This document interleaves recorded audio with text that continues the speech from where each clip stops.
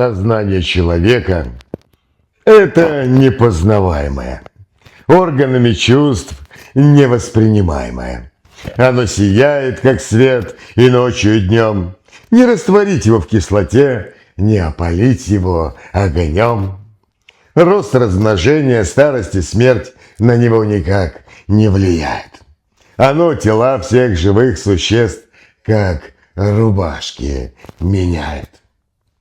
Тайну сознания познает лишь тот, кто разум и ум к остановке ведет.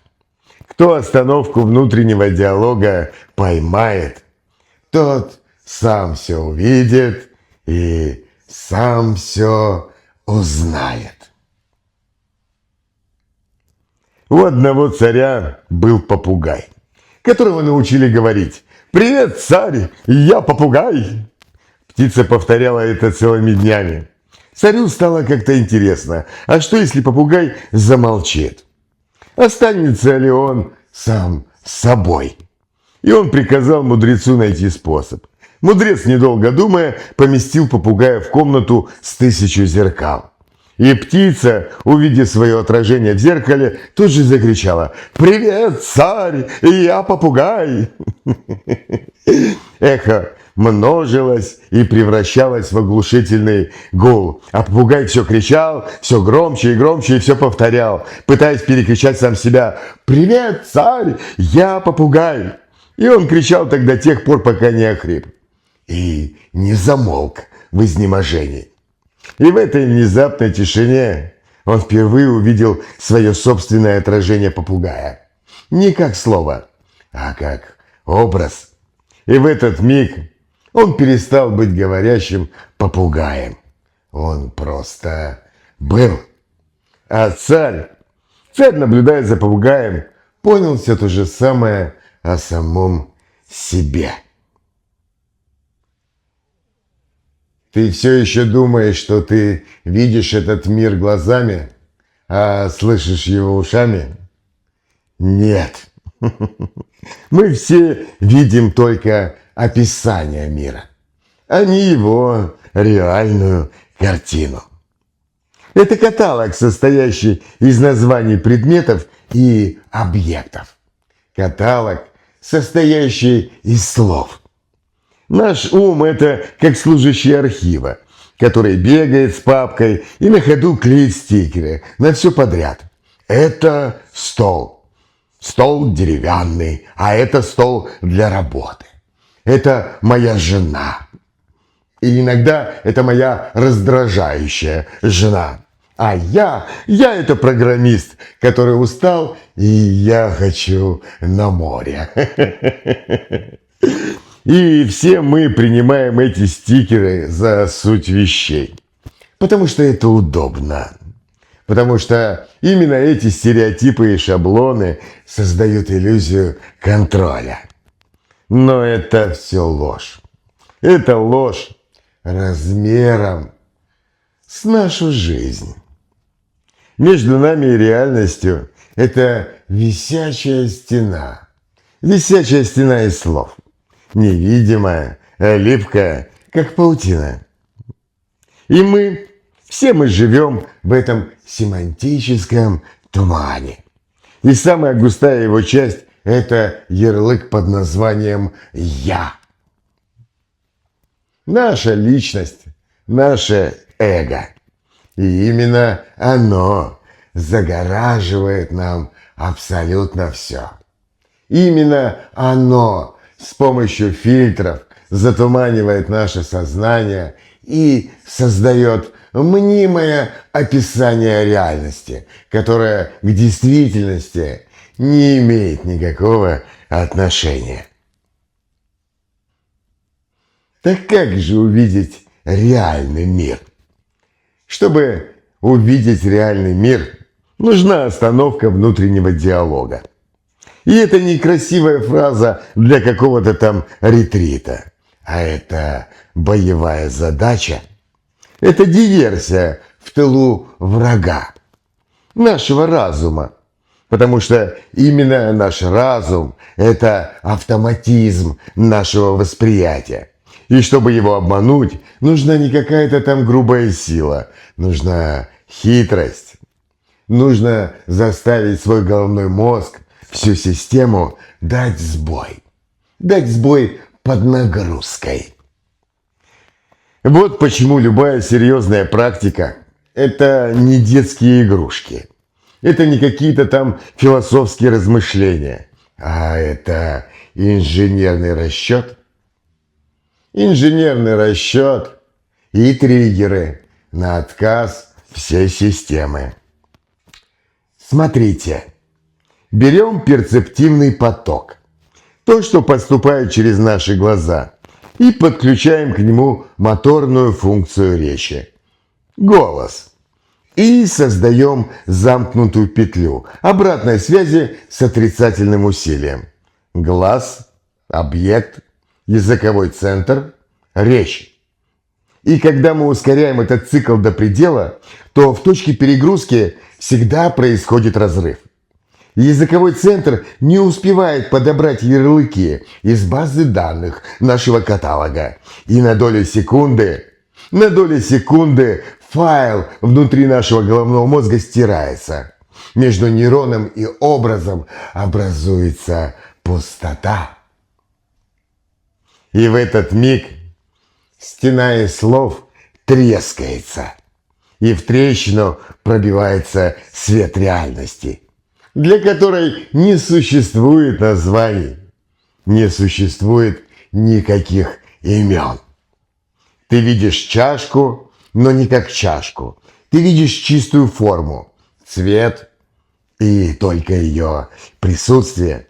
Без истории, без функции, без ярлыка. Посуда, из которой я пью чай по утрам, когда грущу. Это и есть прямой контакт с реальностью. Это и есть тот самый сидящий внутри астронавт, который смотрит на всю Вселенную через иллюминатор и не читает никаких инструкций по управлению этим скафандром.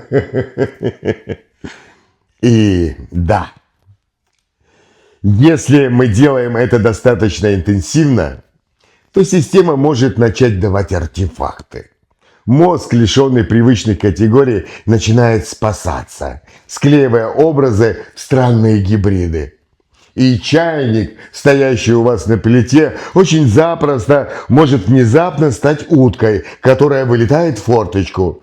И это никакая не галлюцинация. Это реальность. Это признак того, что глубинные долимбические структуры, ответственные за чистое доконцептуальное восприятие, на мгновение вырвались на поверхность. И это наш внутренний Пикассо, который всегда видел этот мир искаженным и живым, а не плоским и мертвым, состоящий из стереотипов, шаблонов и ярлыков. Но внимательно, здесь я предупреждаю, все это территория вне карты, и это очень опасно. Это опасно для психики и опасно для головного мозга. Здесь нет и не будет никаких гарантий. Все это эксперименты. Эксперименты над самим собой. Здесь есть только воля и внимание.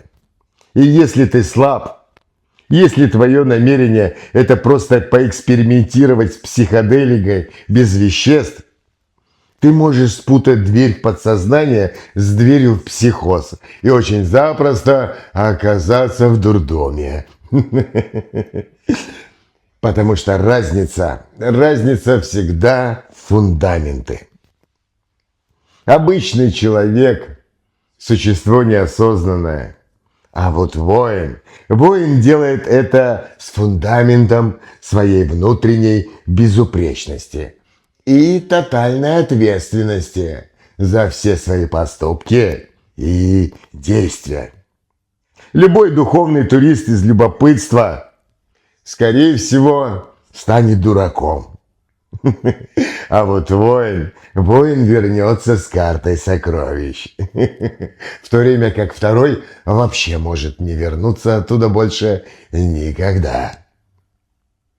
Если вы хотите узнать тайну, то перестаньте философствовать и обсуждать ее.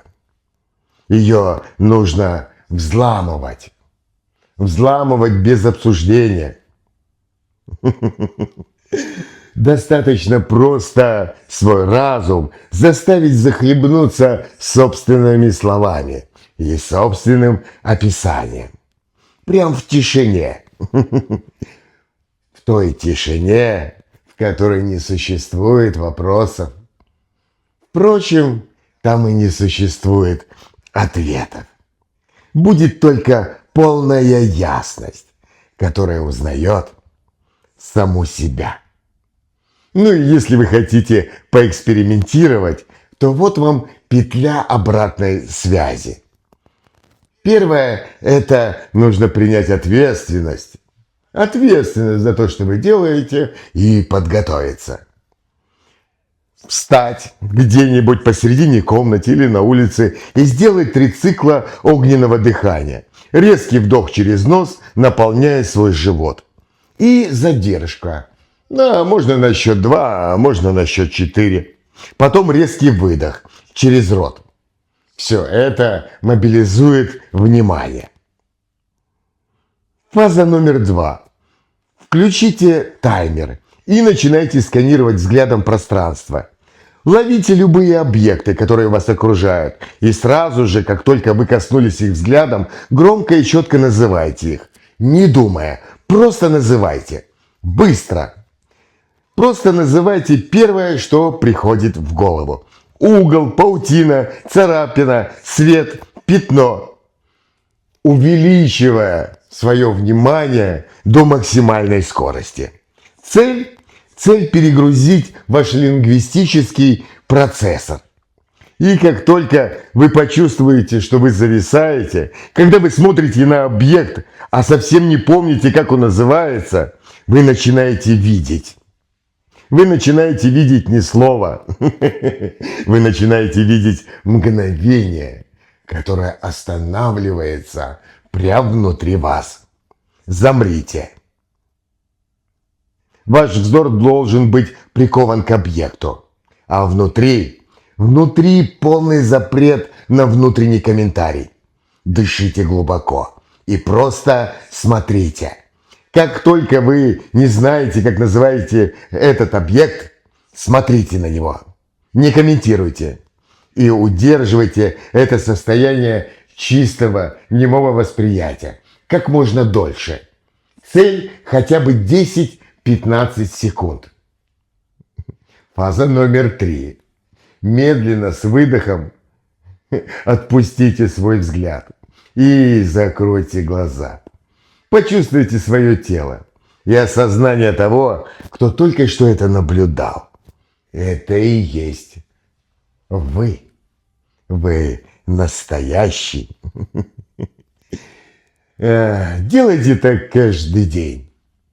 Техника очень простая, но техника это золотая. Еще раз повторюсь и заранее улыбнусь. Смотрите на объекты, переводите взгляд с объекта на объект очень быстро и называете их название. И как только название исчезнет, ловите тишину. К слову сказать, если предмет вдруг превратится во что-то другое, не пугайтесь. Это нормально. И напоследок всех предупреждаю. Не делайте подобную практику уставшим или под влиянием каких-либо веществ, наркотических или алкогольных. И также не делайте подобную практику в состоянии психоэмоциональной нестабильности. Если возникла какая-то тревога или депрессия или ощущение нереальности, немедленно прекратите этим заниматься. Сфокусируйтесь лучше на своих собственных тактильных ощущениях. Сожмите кулаки, почувствуйте стопы на полу, выпейте стакан воды, ну и вернитесь к своему разуму, который, возможно, к этому моменту просто оглох. Все, что я сейчас описал, это не просто тренировка, а серьезная практика. Серьезная практика осознанности, а не путь в психиатрическую лечебницу. Ваша задача – это стать хозяином своего ума, а не разрушить его. Поэтому держите фокус на ловле паузы, а не доведении себя до галлюцинаций. Потому что галлюцинация – это только побочный эффект. И помните, знание. Знание – это не то, что вы положили в свою голову. Знание – это то, что осталось, когда вы выносите оттуда весь мусор. Ставь лайк и подписывайся, если понравилось, потому что дальше будет только интереснее.